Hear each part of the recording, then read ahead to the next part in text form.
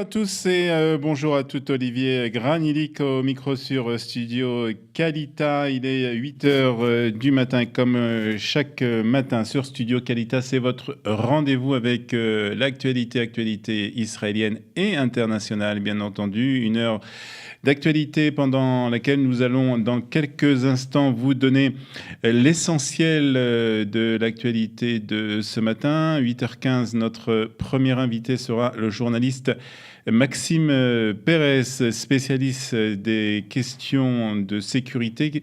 Avec lui, nous parlerons bien entendu de la destruction par Tsahal, par l'armée israélienne, d'un tunnel dans la bande de Gaza. 8h25, ce sera Eliana Gerfinkel qui sera avec nous dans ce studio pour nous parler d'une page de notre histoire. 8h35, la revue de la presse, des médias et des quotidiens israéliens. Et 8h50, ce sera notre second invité de cette émission. Il s'agira de Stéphane Goldin de Tel Aviv, projecteur à Tel Aviv, avec qui nous parlerons des événements prévus à Tel Aviv pour le Yom Ha'atzmaut. Mais nous commençons avec l'actualité.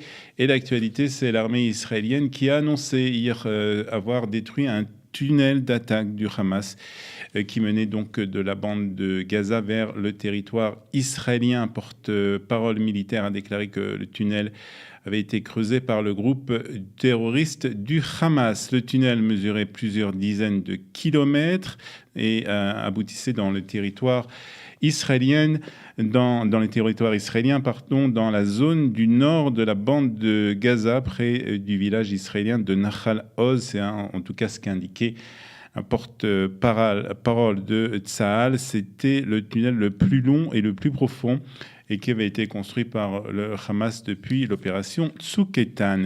Il a été détecté à l'aide de nouvelles technologies et méthodes que Tsahal a déployées contre la menace de tunnels terroristes. C'est aussi ce qu'a déclaré le lieutenant Jonathan Conrincus. Le tunnel a été bouché plutôt que d'être bombardé. C'est le 5e tunnel que Tsahal a détruit ces derniers mois. Tsahal ne cherche pas l'escalade, mais nous défendons nos frontières, a aussi déclaré le lieutenant-colonel. Nous ne tolérerons pas que le Hamas transforme la zone frontière en zone de combat actif, a déclaré aussi ce militaire. Nous reviendrons dans un instant sur la destruction donc de ce tunnel et la menace des tunnels en général avec notre invité Maxime Pérez. Des centaines de personnes ont accompagné hier Eliyahu Drori, 20 ans, dans sa dernière demeure. Le sergent Eliyahu Drori de Beth Shemesh a été tué dans la détérioration du char dans la région de Nitzana, sur la frontière avec l'Égypte, dans la nuit de vendredi à samedi. Nous te remercions chaque jour, semaine, mois et année pour avoir été avec nous, a déclaré le père de Eliyahu, Roni, lors de l'enterrement qui s'est déroulé hier après-midi au cimetière militaire du Mont Herzl. Le frère de Eliyahu, Ovadia, a déclaré « J'ai vu les forces que tu avais, les aspirations et les idéaux de contribuer au peuple d'Israël ». Le commandant du bataillon où Eliyahu servait a témoigné aussi que Drori était l'un des combattants les plus professionnels et les plus sérieux, un guerrier responsable et professionnel avec un sourire et beaucoup de courtoisie, a déclaré donc le commandant de bataillon.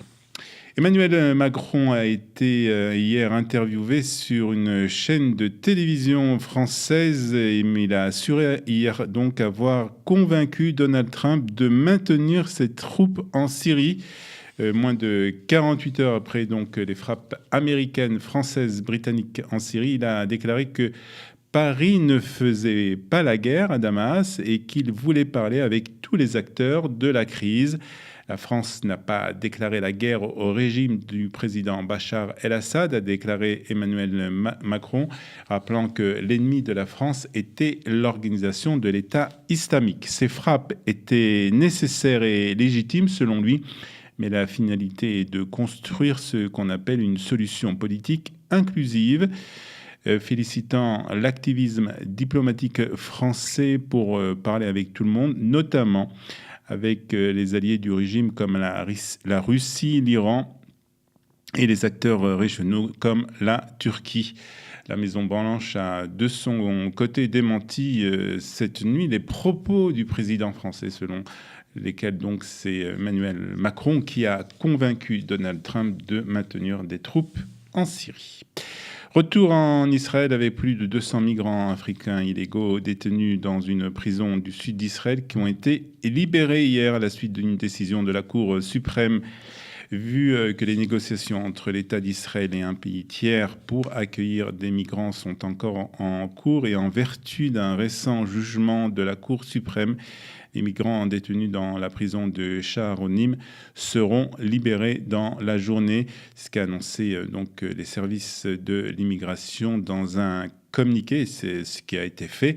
La Cour suprême avait ordonné la semaine dernière la libération des migrants si aucun accord n'était conclu entre Israël et un pays tiers prêt à accueillir les migrants. L'Ouganda a fait savoir vendredi qu'il envisageait d'accueillir sur son sol quelques 500 migrants érythréens et soudanais en situation irrégulière en Israël. Mais pour le moment, donc, l'Ouganda n'a pas encore signé d'accord avec Israël concernant donc l'expulsion de ces migrants illégaux d'Israël. La mère du nourrisson, qui est mort dans une chambre d'hôtel à Ashdod, a été accusée hier de meurtre. La jeune femme âgée de 28 ans a raconté avoir reçu des messages de l'au-delà lui demandant de noyer son bébé dans la baignoire. La voix lui avait dit qu'il s'agissait de l'enfant du Mashiach et qu'il s'en sortirait par ses propres forces.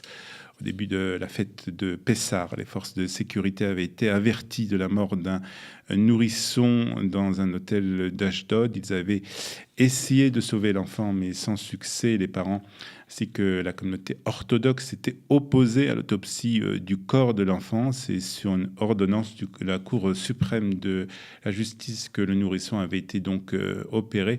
Et les médecins légistes avaient donc découvert la raison de la mort du nourrisson.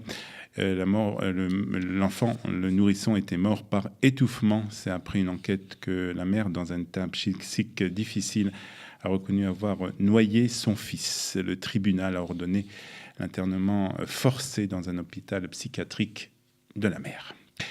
Bon résultat pour l'économie israélienne pour le mois de mars 2018. L'inflation a augmenté de 0,3%, tandis que le prix des appartements a baissé, lui, de 0,2%, ce qui confirme une baisse générale du prix du logement en Israël depuis plusieurs mois.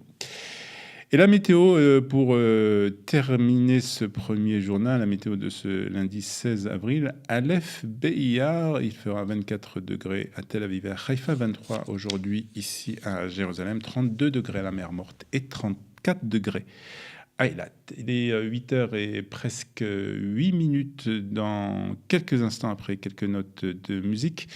Notre premier invité, il s'agit de Maxime Pérez avec qui nous parlerons des tunnels découverts cette nuit dans la bande de Gaza.